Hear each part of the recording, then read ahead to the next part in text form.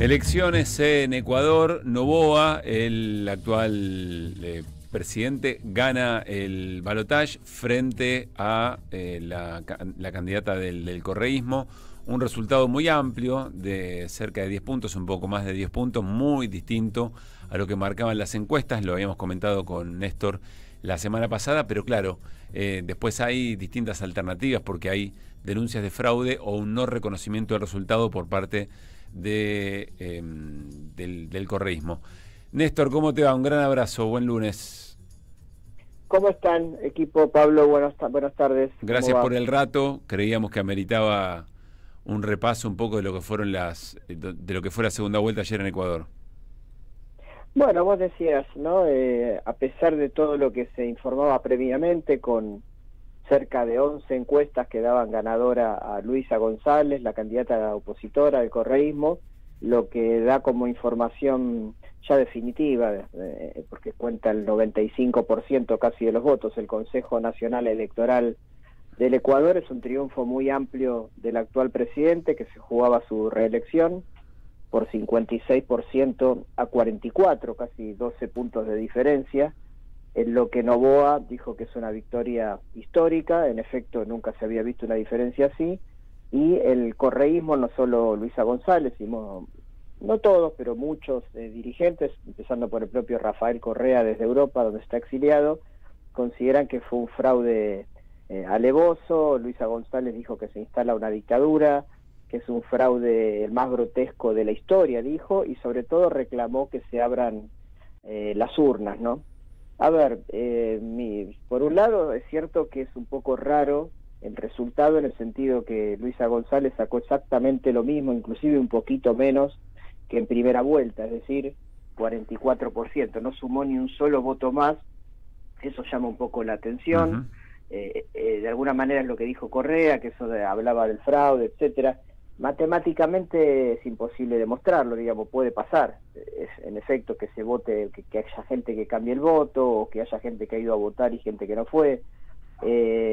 Lo que también dijo Luisa González es que tanto la policía como las Fuerzas Armadas plantaron actas, así lo dijo, en algunas mesas, esto durante el día de ayer, para denunciar ellos un fraude en el caso de que perdieran, ellos, digo, el gobierno nacional. La verdad que la diferencia es muy amplia. Tuve la oportunidad esta mañana de hablar con algunos observadores latinoamericanos que fueron a cubrir el evento, también fueron de Europa. Dicho sea de paso, por Argentina fueron Guado de Pedro, fue el senador Parrilli, fue el ex director de Cascos Blancos y ex Parlasur, y también ex embajador en Ecuador mismo, Gabriel Fuchs. En general, la lectura que ellos hacen, que no hubo grandes irregularidades. Sí me señalaron que hubo cerca de 24 o 25 mesas que a último momento cambiaron su dirección, lo cual puede considerarse sí una irregularidad, porque eso perjudicó a la gente que iba a votar, pero que 10, 12 puntos de diferencia es como mucho, y que claramente ahí, bueno, lo que pasó es que el correísmo no logró, por ejemplo, perdió en Quito, que ya se sabía que iba a perder, pero confiaba mucho en ganar en la otra ciudad importante, que es Guayaquil, donde gobierna el correísmo con Aquiles Álvarez, y ahí también perdieron. Y de hecho, también el propio alcalde de Guayaquil es uno de los dirigentes hoy más importantes del correísmo, que ya salió a reconocer la derrota. Es decir, irregularidades es muy probable que haya habido, pero el margen de triunfo, claro, es muy amplio. Es muy amplio como para...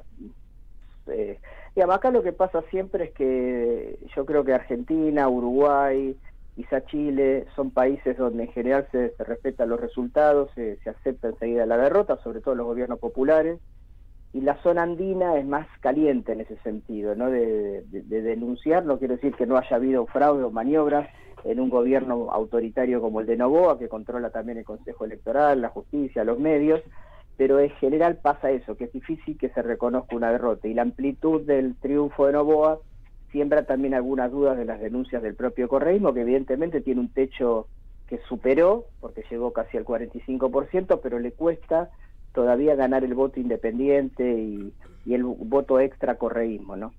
¿Qué tal, Néstor? ¿Qué Sí, haces, Néstor? Luis Pablo. No, te quería, quería compartir con vos para también conocer tu reflexión, algo que nos preguntábamos con Pablo antes de comenzar el programa, viendo algunas de las reacciones de la comunidad internacional, fundamentalmente la de Donald Trump, que saludó el triunfo de Noboa sin ningún tipo de dudas, bastante eufórico incluso, y la diferencia que se hace cuando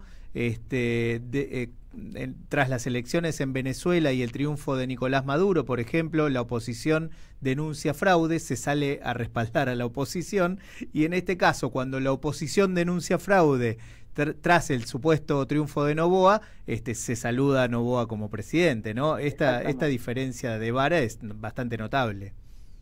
No, absolutamente, absolutamente. Y fíjate que los que salieron enseguida a respaldar el triunfo de Noboa, bueno, Trump, como decís vos, el expresidente ecuatoriano Lasso, el expresidente colombiano Duque, Corina Machado de Venezuela, Santiago Peña de Paraguay, es decir, toda la derecha continental está eufórica. Hasta ahora no he visto reacciones, no sé si vieron ustedes, del gobierno argentino, de Javier Milei, que debería estar chocho con este resultado, pero recuerdo que Noboa y Milei se cruzaron hace algunos meses fuerte por Twitter, un poco como que disputan el enamoramiento de Trump, ¿no? Recordemos que Noboa cenó con Donald Trump esta misma semana y que es otro de los alfiles que tiene Estados Unidos en este mapa latinoamericano, que apunta a la militarización, a la represión, a la instalación de un modelo neoliberal muy fuerte, endeudamiento. Ecuador tiene un crédito también con el FMI. Entonces los dos me parece que disputan los favoritismos de Trump, y lo que había dicho Noboa en su momento es que Milei hasta ahora no tiene nada para mostrar como éxito. Entonces hay un chisporroteo entre ambos, aunque más allá de eso coinciden en ese mapa de la nueva derecha que hay en un sector de América Latina. Pero insisto, hasta ahora no vi ninguna felicitación por parte del gobierno argentino.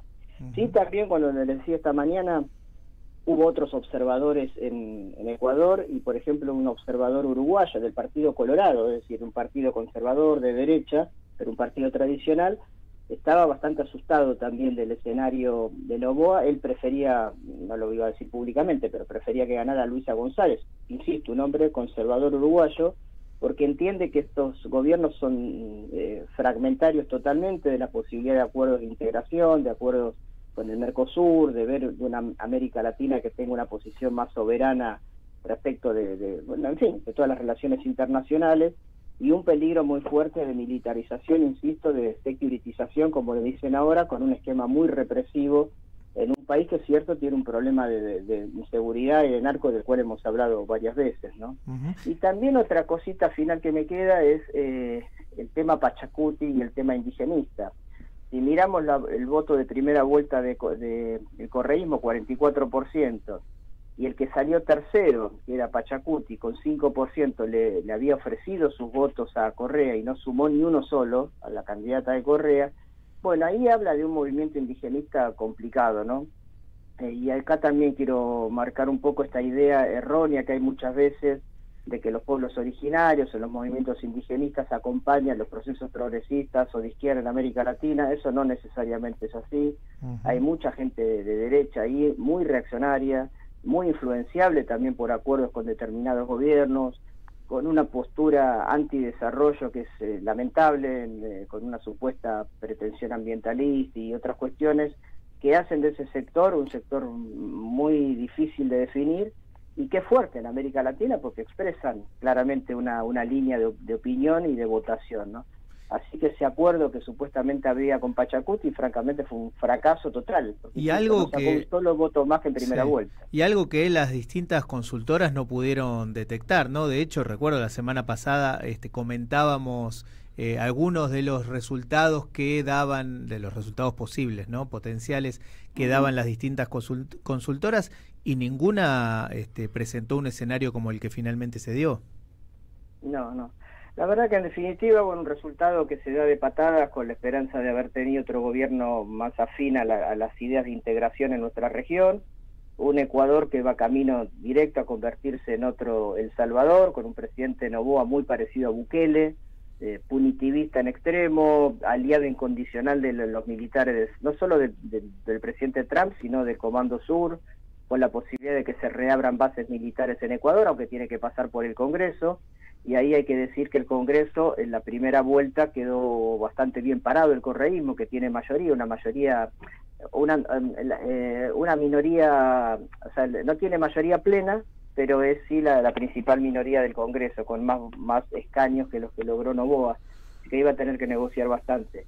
Pero siendo como son estos personajes, muy poco amigos de las normas y de la institucionalidad, claramente va por todo, va por militarizar Ecuador y por convertirse, insisto, en una especie de Bukele de Sudamérica, con cero afán de integrar y de mirar desde América Latina todo este quilombo mundial que hay desde una perspectiva más soberana. Néstor, gracias. Te mandamos un abrazo. Mañana hablamos un ratito Independiente. Dale, un fuerte abrazo. Gracias, Néstor. Néstor Restivo, elecciones en Ecuador. Somos Radio.